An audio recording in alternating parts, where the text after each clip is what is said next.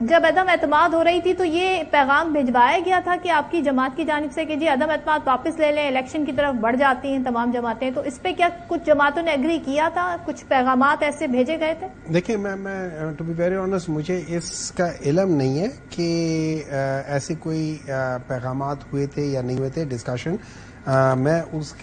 مجھے اس کے بارے میں علم نہیں ہے تو میں اس پہ اپنا کمنٹ نہیں کر سکتا. لیکن میں آپ کو سمپل بات بتاتا ہوں. ابھی جو مختلف لوگ جیسے مولانا فضل الرحمان جیسے پیپلز پارٹی والے جیسے پی ایم ایل این والے آپس میں باتیں کر رہے ہیں، اور مجھے ایکچولی انہی کے لیڈر ذوالفقار علی بھٹو کی وہ ایک تقریر میں جو انہوں نے پی این اے کے بارے میں کہا تھا کہ یہ 9 بلیاں ہیں اور ان کو دم سے باندھا ہوا ہے اور ہر ایک بلی کا رخ الگ طرف ہے، تو جو ہی یہ میرے خلاف سارے جو ہی یہ دم کو کاٹیں گے یہ سارے الگ الگ بھاگیں گے. آج وہ 9 سے 13 بلیاں ہو گئی ہیں اور وہ 13 بلیاں کا رخ الگ ہے، اور ابھی جو ہی دم سے انہوں نے وہ تار کاٹی ہے جس سے باندھ کے رکھا ہوا ہے، تو یہ ہر ایک اپنی طرف بھاگ رہا ہے.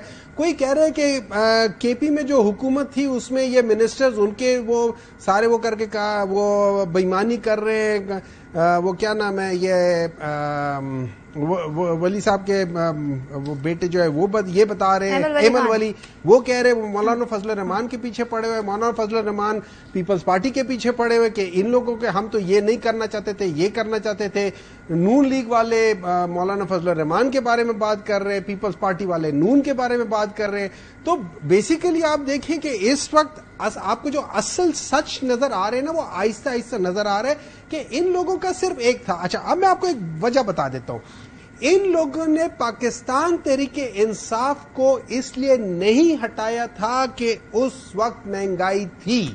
اگر اس وقت مہنگائی ہوتی اور یہ لوگ جیسے باہر مارچ کر رہے ہوتے تو آج یہ کبھی واپس گھر جاتے ہی نہ، یہ ادھر سڑکوں پہ ہی رہتے، کیونکہ اب اس سے 3 گنا زیادہ مہنگائی ہو گئی ہے. یہ یاد رکھیے کہ اس زمانے میں پر کیپٹا انکم جو تھا وہ $1765 تھا، آج $1500 رہ گیا ہے. اس وقت جو تھا 2022 میں 144 یا 140 روپے کا ڈیزل تھا، 150 روپے کا پیٹرول تھا، آج 300 کو کراس کر گیا ہے. اس زمانے میں آٹا کتنا سستا تھا، آج کدھر پہنچ گیا ہے. اس زمانے میں جو لارج سکیل انڈسٹری تھی وہ 10.6% سے انکریز کر رہی تھی اسے پچھلے سال، آج اس نے 2022 کے مقابلے میں وہ 18% نیچے چلی گئی ہے. آپ کے ایکسپورٹس نیچے چلے گئے. یہ لوگ 28 بلین کی بات کرتے 20 بلین تک پہنچا دیا. صدف جی اب میں پنچ لائن پہ آنا چاہتا ہوں. ان لوگوں نے پی ٹی آئی کی جو حکومت تھی اس وجہ سے ہٹائی تھی کہ اگر پی ٹی آئی 1 سال اور رہ جاتی تو جی ڈی پی 6.1 سے 7.4 7.5 پہ چلا جاتا، کیونکہ اگر آپ کرو کو ایکسٹراپولیٹ کریں تو وہ 7 کو کراس کر جاتا. یہ اور ان کی سیاست ہمیشہ کے لیے مر جاتی. انہوں نے ملک کو تباہ کر دیا ہے اپنی سیاست کے لیے. یہ سراسر جھوٹ بولتے ہیں کہ ان لوگوں نے اپنی سیاست تباہ کی ہے. ان کی سیاست اس لیے تباہ ہوئی کہ اللہ تعالیٰ نے ان کو حکومت میں لا کے ایسا ایکسپوز کیا، اتنا بے عزت کیا کہ یہ ساری زندگی یاد کر رکھیں گے. اللہ تعالیٰ نے جو پاکستان تحریک انصاف کو اتنی عزت دے دی گورنمنٹ سے ہٹا کے کہ آج پاکستان تحریک انصاف کو کسی کی ضرورت نہیں ہے کسی الیکٹیبلز کی، اس کی اپنا ٹکٹ ہی کافی ہے کسی بھی شخص کے لیے. میں یہ سامنے جو کیمرہ مین بیٹھے ہوئے کہ ان کو ٹکٹ مل جائے، یہ ان کے بڑے سے بڑے لیڈر پرویز خٹک کے سامنے یہ بندے جیت جائیں. یہ لوگ بات کیا کرتے ہیں، بڑا دعویٰ کر رہے ہیں.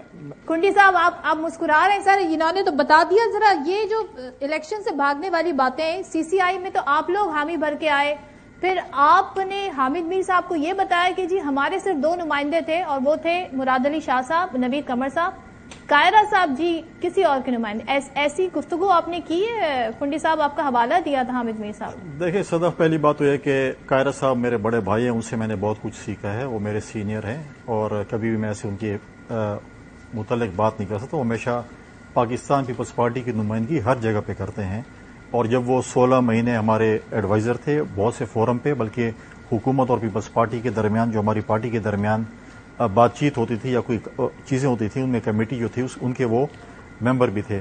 لیکن آپ چیک کر لیں جن اینکر نے بات کی اس کے ساتھ میں نے کبھی زندگی میں کتنے پروگرام کیے ہیں مجھے تو یاد نہیں ہے. شاید کبھی میں نے کوئی چند سالوں پہلے کہیں ان کے ساتھ 1 یا 2 پروگرام کیے ہوں. مطلب ہے کہ میں دوسرا پروگرام ہی نہیں کیے. اگر ان کی اپنی کوئی ذاتی کوئی چیز ہے قاہرہ صاحب کے ساتھ یا کسی کے ساتھ تو اپنی ذاتی سکور کوئی اور جگہ جو ہے وہ سیٹ کریں. اس طریقے سے پارٹی میں جو ہے وہ تو سر سوال تو اٹھا تھا کیا قاہرہ صاحب کا وہاں ہونا بنتا تھا یا 2 ریپرزینٹیٹیو کافی تھے؟ نہیں بالکل بنتا تھا. وہ پارٹی کی نمائندگی کر رہے تھے, پارٹی کے وہ تھے.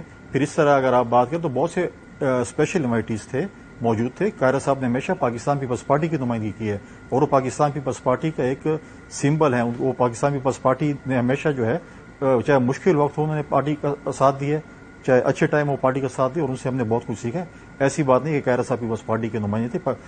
قاہرہ صاحب جدھر بھی ہوں گے وہ وہاں پر نشانی ہوگی پیپلز پارٹی ہے, ٹھیک ہے, اس کا وہی نشان. دوسری بات, اب میرے ڈاکٹر صاحب نے بات کی کہ جی یہ چیز اور یہ اتحاد اور یہ ادھر ادھر بھاگ گئے ہیں. چلو ہم تو بھاگ گئے ہیں, ہماری مختلف نظریہ تھا, ہمارے مختلف مینیفیسٹو ہیں. آپ بتائیں نا, اکبر ایس بابر تو آپ کے گھر کا بندہ تھا جنہوں نے پروہیبٹڈ کیس کیا. یہ پرویز خٹک تو آپ کی چیف منسٹر اور ڈیفینس منسٹر تھے جنہوں نے ابھی IPP وہ پارلیمنٹیرین بنا لی. یہ محمود خان کون تھا؟ یہ جو آج جو پارلیمنٹیرین موجود ہیں آپ ہی کے لوگ تھے نا. آج وہی آپ کو بتا رہے ہیں کہ آپ لوگ کیا لوگ تھے, ٹھیک ہے. آج پھر اس طرف IPP میں چلے جائیں, علیم خان وغیرہ کون تھے, یہ بزدار کون تھا, وسیم اکرم پلس تھا. یہ سارے آپ وہی بتا رہے ہیں نا کہ آپ لوگوں نے کیا گل کھلائے ہیں, آپ لوگوں نے کیا کرامات دکھائے ہیں. اور پھر آپ کو فخر ہے. ٹھیک ہے, میں کہتا ہوں آپ کو فخر نہیں ہونا چاہیے. آپ نے جو 9 مئی کا واقعہ کیا ہے اس پہ آپ کو بہت زیادہ شرمندہ ہونا چاہیے, فخر نہیں ہونا چاہیے. جس طریقے یہ کسی نے ہمارے بھی پاکستان پیپلز پارٹی کے اسٹیٹ سے بہت سے اختلافات ماضی میں ہوں گے, لیکن کبھی ہم نے یہ نہیں کہا کہ کور کمانڈر کے گھر پہ حملہ کرو, GHQ پہ حملہ کرو, اپنے جو ہے فوجی تنصیبات پہ حملہ کرو. اس سے جو ہے نا آنکھیں اونچی نہیں ہونی چاہیے, آنکھیں نیچی ہونی چاہیے آپ کی.